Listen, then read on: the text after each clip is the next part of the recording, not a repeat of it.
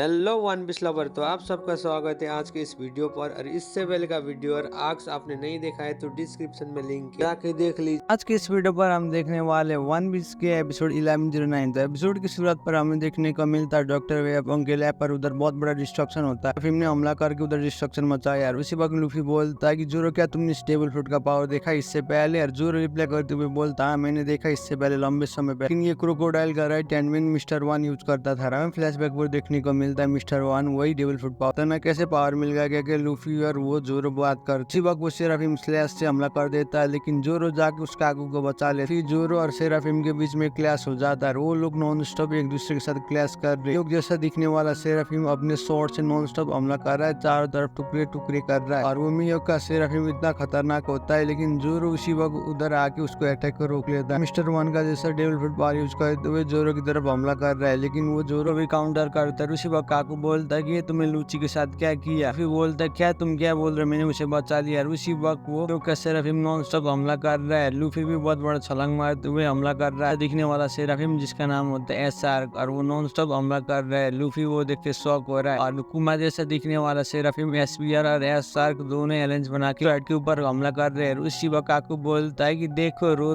नुआ मेरे बात को ध्यान से सुनो, अगर तुम काकू को मेरे हाथ से सिविलिज्म स्टोन को खोल दोगे तो तुम लोगों को दिक्कत नहीं होगा। जोरो बोलता है कि तुम अपना बकवास बंद करो। बोलता है कि अगर हम लोग अलायंस बना के लड़ेंगे तो इधर बहुत ज्यादा आसान होगा, इसलिए जल्दी से मेरा सिविलिज्म स्टोन को खोलो। मैंने बोला है खोलो। बोलता है कि तुम अपना मुंह बंद करो, हम इधर लड़ने दो। और काकू को देखते हुए बोलता है कि मुझे देख के ऐसा लगता है कि तुम दोनों भी बहुत अच्छे दोस्त होंगे। बहुत बड़ा डैमेज हो रहा है। उसी वक्त डॉक्टर वेब बोलता है कि मैं तुम लोगों को पूछ सकता हूँ और तुम लोग कौन से मिशन पर इधर आए हो और तुम्हारा मकसद क्या है? CP0 क्या पूछता है। वो मुझे रिप्लाई करते हुए बोलता है कि हमें सारे 7 वेबों को मारना है। काकू बोलता है कि तुम क्या बोल रहे हो, तुम हमें मारना चाहते हो? और उसी वक्त सागा बोलता है कि इस टूस ने तुम्हें बेटे क्या करोगे तुम उसके? डब्ल्यूची बोलता है कि मैं उसे जरूर पे कराऊंगा, मैं उसे खत्म करूंगा। उसी वक्त नामी लिखने की आवाज आती है। वो सुनने के बाद हो जाता है। बोलता है नामी शिफ्ट होता है बिल्डिंग सेकंड फ्लोर पर। और वो नामी का शोर सुनने के बाद सांजी बोलता है कि ये बहुत सीरियस मैटर है। बोलता है कि मुझे ऐसा लगता है कि सब लोग ज्यादा ठीक होंगे। और सांजी बौखलाते हुए जा रहा है। बोलता है कि नामिशान बहुत बड़ी मुसीबत में मेरे लिए वेट करना। नामिशान कह के जा रहा है। जिम में बोलता है कि सांजय रुक जाओ। अगले सीन पर हमें देखने का मानता है, लेकिन ये कैसे हमला कर सकता है? एडिसन भी बोलता है ये कैसे हमला कर सकता है? ब्रुक बोलता है कि इधर कोई तरीका है उससे रुकने के लिए। देखने को मिलता है अगले सीन में जिम्बे जैसा दिखने वाला सेराफिम और वो चलते हुए सीधा स्ट्रेट के ऊपर हमला कर। वो एडिसन डॉक्टर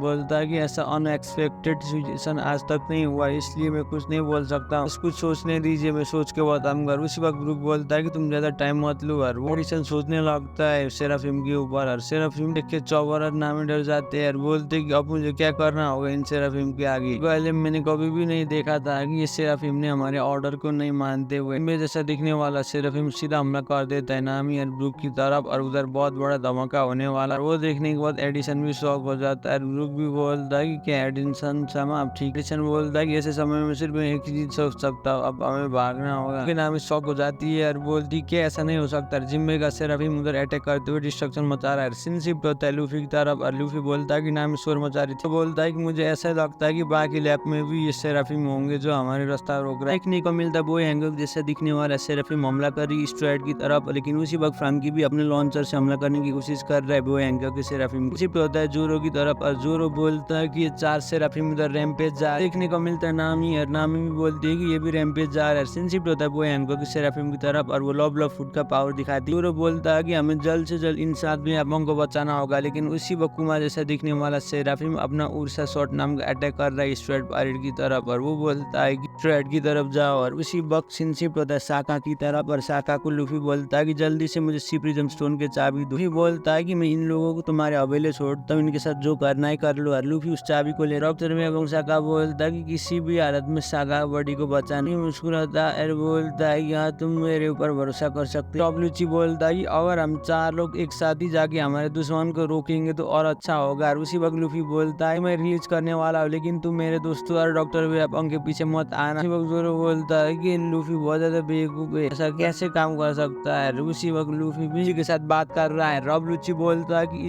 सारे दोस्तों इधर मरने वाले हैं, सबसे पहले जाके मैं तुम्हें खत्म करूंगा, तुम मेरे टॉप प्रायोरिटी में है। उसी वक्त कुमा जैसा दिखने वाला सेराफिम अपना उर्सा शॉट से हमला कर देता है। उधर बहुत बड़ा डिस्ट्रक्शन होता है। इस अटैक से सारे स्ट्रेट और बाकी लोग जिधर बैठे उस लैब पर बहुत बड़ा धमाका होता है। देखने को मिलता है पुमा जैसा दिखने वाला सेराफिम ने उधर हमला कर दिया और उधर बहुत बड़ा डिस्ट्रक्शन होता है, लेकिन हमारा लूफी उस अटैक को डॉज करते हुए गियर 4 बॉन्स विन पर आता है। बोलता है कि मुझे माफ कर देना बोनी, लेकिन मुझे आपको डिफेंड करते हुए इसके ऊपर हमला करना होगा। लूफी अपना गियर 4 में रेडी हो चुका है। रॉब लुच्ची भी अपना ऑर्गन फॉर्म लेके आ चुका है लड़ने के। फ्रेंडशिप होता है जोरो और एसआर की तरफ और वो दोनों एक दूसरे के साथ करते हैं। जोरो बोलता है काकू को तुम मेरे रास्ते में मत आओ। उसी वक्त काकू बोलता है कि तुम क्या बोल रहे हो, तुम्हें लगता है तुम किसके साथ बात कर रहे हो। जोरो भी अपना ओनिगिरी नाम का अटैक कर देता है। काटाकुरी भी अपना टेम्परेस किक नाम का अटैक कर देता है। बोलता है मेरा टर्न आ चुका है। अटैक एसआर को लगता है उधर बहुत बड़ा धमाका होता है। एसआर दूर जाकर टकराता है। वो देख के मुस्कुरा रहा है। काकू भी सीरियस होकर देख रहा है। वक्त एसबीआर नाम का सेराफिम अपने हाथ से लॉन्चर से हमला कर देता है। वो देखने के बाद लूफी भी अपना गियर 4 पर गम गम गेट ऑग नाम का अटैक कर रहा है, लेकिन लूफी को भी टक्कर देते हुए रॉब लुच्ची आता है। दोनों का अटैक सीधा सेराफिम को लगता है। वो सेराफिम का अटैक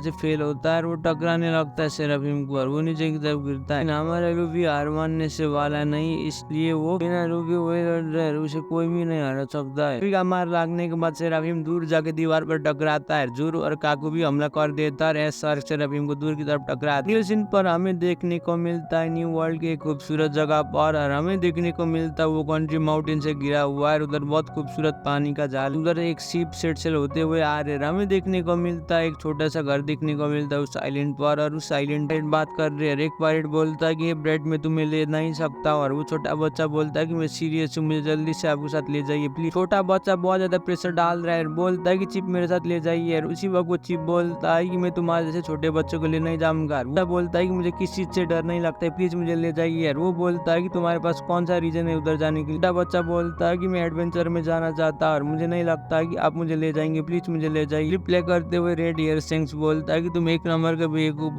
तुम अभी के टाइम में बहुत छोटे बच्चे हो, तुम्हें ट्रेनिंग लेके आना होगा 10 साल तक। और वो सुनने के बाद छोटा बच्चा बोलता है कि नहीं, मैं आपको एडमायर करता हूँ, इसलिए मैं आपके साथ आने वाला और अपना पूरा दम लगा के आपके साथ काम करूंगा। इतना शेयर हो कि अगर आप मुझे अपना क्रूमेट बनाएंगे तो मैं आपको बहुत अच्छा क्रूमेट बनाऊंगा, आपको मैं क्यों नहीं चाहिए। और उसी वक्त बेन बेक मुस्कुराने लगता है, बोलता है इस छोटे बच्चे को मत चिढ़ाओ। और उसी वक्त वो बेन बेकमैन बोलता है कि छोटा बच्चे को मत चिढ़ाओ, सैंक से बहुत ज्यादा सीरियस मान रहा है। बोलता है कि तुम बहुत ज्यादा क्रेजी काम करने वाले हो। बेन बेकमैन बोलता है कि इनकी स्पिरिट को हमें मजाक उड़ाने की जरूरत नहीं, क्योंकि कभी यही छोटे बच्चे हमें फ्यूचर में सरप्राइज भी और सरपास कर सकते। सैंक से क्रूमेट बोलते हैं कि जल्दी से कुछ बोलो सैंक। उसी वक्त हमें देखने को मिलता है वो छोटा बच्चा, देख मुझे ऐसा ही लगता है कि हमारे दुश्मन बहुत ज्यादा गुस्से पर है। रेड एयर पायलट का कूक की रॉकस्टार मुस्कुरा रहा है, बोलता है कि बेक क्या तुम्हें मालूम है तुमने उसके साथ क्या किया। बेकमैन याद करते हुए मुस्कुराता है। हमें देखने को मिलता है बेन बेकमैन ने हाथ को काटा होता है और उसका बहुत बुरी तरीके से डैमेज किया होता है। साथ वक्त छोटा बच्चा बोलता है कि क्या सैंक्स तुम वार में जाने वाले, मुस्कुराते हुए बोलता है कि इस जगह को और इस आइलैंड को मैं बैटल फील्ड नहीं बनाऊंगा। के बाद वो लड़की बारटेंडर बहुत ज्यादा एक्साइटेड होती है और बोलती है कि हमारे चीफ सामान बहुत ज्यादा कूल है। उसी वक्त सैंक्स बोलता है कि मैं इधर कोई भी डैमेज नहीं चाहता, किसी के ऊपर भी कोई चोट नहीं आए। सैंक्स बोलता है ये जगह वॉरियर का। हमें देखने को मिलता है एल्बफ आइलैंड का दो जाइंट भी उधर आते, ब्रोरी और डोरी नाम का दो जाइंट मुस्कुराते हुए। उधर रेड एयर पायरेट का कैप्टन सैंक्स वो भी बाहर की तरफ आ चुका है। वो बोलता है कि क्या मेरे मदद करोगे ब्रोरी और डोरी। हमें देखने को मिलता है सैंक्स की मदद करते हुए बहुत बड़ा जाइंट। बोरी बोलता है कि इसमें कोई प्रॉब्लम नहीं। बोरी बोलता है कि सैंक्स क्या तुम उनके साथ लड़, का नाम होता है बाउलिंग काबू और वो के लिए आया। सैंक्स का दूसरा कीमेट जिसका नाम होता है जूसर। सारे ऑफिसर एक जगह पर